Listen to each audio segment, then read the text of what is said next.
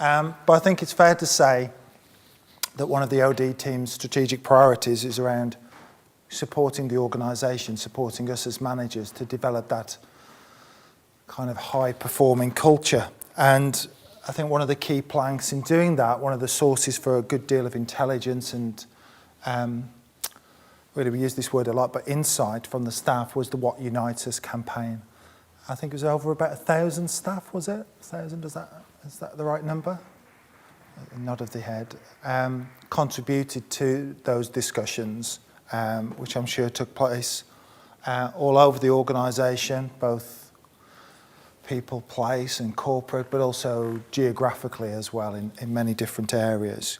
And what came out of those discussions, and also drawing upon the learning and the expertise of many people within the organisation, but also external good practice as well, was a set of 6 recommendations which were signed off by SLT.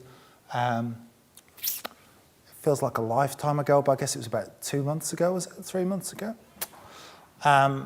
So I'll just run through those recommendations, which will help hopefully give a sense of why this has come about and how it fits with everything else. And then the next, only 2 additional slides from me will be around that performance management framework. I mean, the reason for the framework coming into place was, I think there's a sense that there is some inconsistency in the organisation about how it's being used. There is some feedback from staff, and I've experienced this myself, I have to say, taking over a new service area where staff said they hadn't had a PPR for many years. And I'm not even talking about the documentation, because to me, almost the documentation is not as important as having that conversation, but staff didn't have anything that they recognised as being a PPR for a number of years. So there is that sense that whilst it's happening well in some places, it's not been happening consistently across the business. And really that what we had was not fit for purpose for the organisation, let alone that we are today, but we want to be in the future. And it didn't really allow for a great deal of flexibility. There's lack of a common language running through some of the paperwork. And as Helen's touched upon, it was somewhat paper intensive. As for everything else on there, the common purpose and the language there on the left of that slide is really about, I think, just having that sense of connection back to the visions of the organisation, or the vision of the organisation, and the values of the organisation. So we all have a sense of how we fit in and what we're striving to achieve. The leadership brand, I think, can make people feel a little bit uncomfortable at times, but I think to me, it's not about us being clones and all having the same approach, but being authentic in what we do as leaders, but also having a sense of, again, how it fits into that broad architecture of who we are as an organisation, what we want to be, and what we value and what we cherish as leaders in the organisation. Connected and aligned, I think it's about having that sense of, again, that join up and that consistency. But for me, that is very in a supportive way. So it's a kind of reaffirmation for me of some of the messages that I'm trying to convey to my staff and at times to colleagues as well. So there is that common language. There is that sense of we're all in it together, to use that dreadful phrase. But there is that connection, and we are aligned both, well, throughout the organisation. There is a sense that we'll continue with the What Unites Us campaign because, as I said, 1,000 staff engaged with it already. Many more will do so in the future. And it has provided, I think, some quite candid feedback and gives us that sense of almost a check step with reality and that opportunity for staff to provide some very open, at times very constructive, but also some very honest feedback to the organisation. And the integrated test and learn will continue. I think essentially, from my perspective, that's an approach that's making sure that any new products that are developed throughout these strands are based upon a really good sense of what's going to work in practice, and using that integrated test and learn to test things out, revise things. I wouldn't say it's a learn by doing approach, but it gives that sense of how some of the approaches will work through in practice. So if I just drill down now into, I mean, is there anything you want to add? Is anything anyone wants to question? No? Does this make reasonable sense so far? A nod of the head would be good. Paul's nodding, so that's good. You're quite tan, Paul. Is that the job or is it a holiday? Probably working outside for the weekend. Nice. Hope it was the job. Okay, so there's some draft guiding principles. That's, and I completely show a lack of good leadership by saying that's not my slide, because I can see you cannot read that from the back there, so I'll just talk through some of it. But basically what that's running down, it wouldn't surprise you, is some of the things that are underpinning this approach. So there are a number of guiding principles that were recommended for the new performance management framework, and these are being tested in the test and learn process, which finishes on the 24th of May. I actually don't know where that is.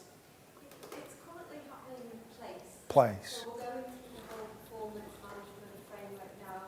Right. People in place just to get a sense of their feedback so that we can make sure that it's fit for purpose. Okay, thank you. And that's with a view to finishing on the 24th of May. So I would imagine shortly thereafter there'll be an agreed and recommended approach.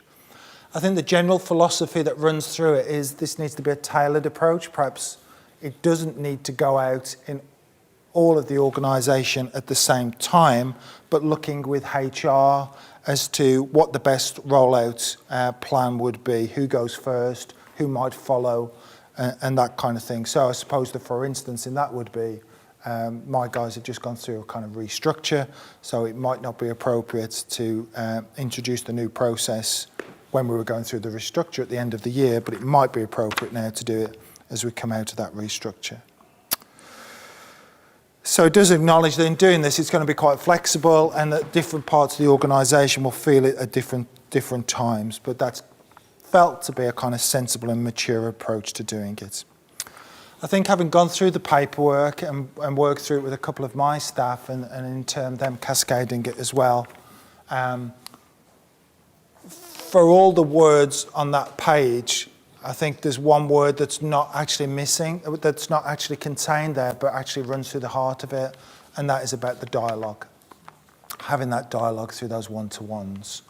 And I think that's really key, but also having what is deemed to be in this paperwork an official conversation at least twice a year. For me, that's an official documented conversation.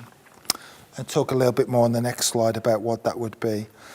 There's work taking place with my team, predominantly through John Vining, who's been working with a number of people from throughout the organisation, just to make sure that some of the feedback we tend to get, certainly in my line of work, is staff don't see how they fit into those priorities that we've set. But I think, I'll say it in Easton, I think the OD team has particularly worked quite hard to make sure that there is that line of sight and that there is a sense how everyone in the organisation can relate back to what they do to our overall priorities.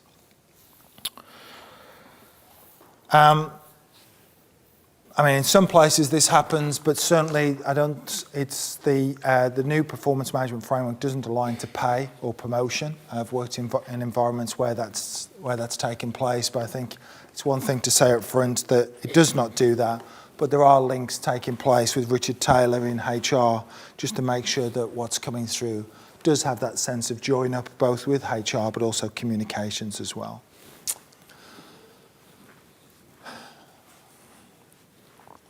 So a little bit then around, I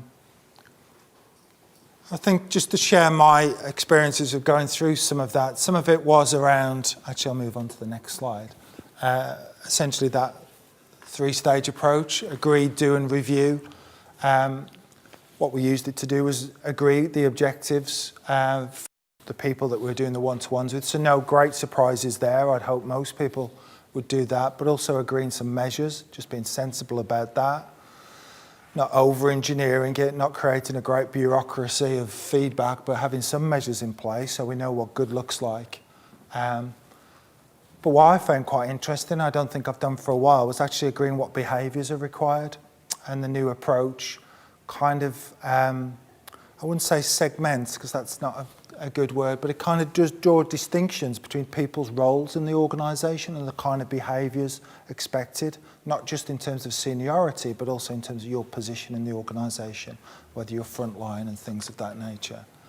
It also encourages people to talk about the behaviour achieved and have that very open dialogue around that. And again, learning and development as well in terms of the areas that people are doing well and flourishing in, but also areas where they need some support. So it's very much agree. So this three-stage approach: the do, the daily work, making sure that that's happening, and keeping that checking in and keeping those lines of communication open. And also the review, as I say, we're encouraged to do this twice a year and document it. And I thought this was quite interesting as well, because it was go through performance against the objectives and having that discussion about behaviours and encouraging staff and ourselves to place them on a certain, it's not as complicated as a matrix, but there is a scale about how people are doing in terms of their behaviours. Again, that learning, again, that checking in, but also something added in, which I don't think is in the current process, but also encouraging staff to give us some feedback as line managers as well. And the question I typically use in terms of doing that was, how can I help you? How could I have helped you more during the year to do your job?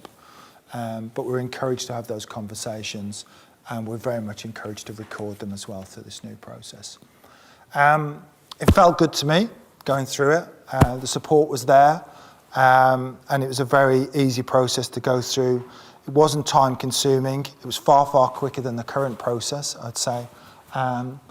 But I think from going through it with a couple of my guys and them doing it as well, it felt just quite a mature way of doing it, quite a sensible way of doing it. It wasn't onerous in terms of the paperwork, and what ran through it was that, which I think we'd all aspire to do, but having that open dialogue with staff as well.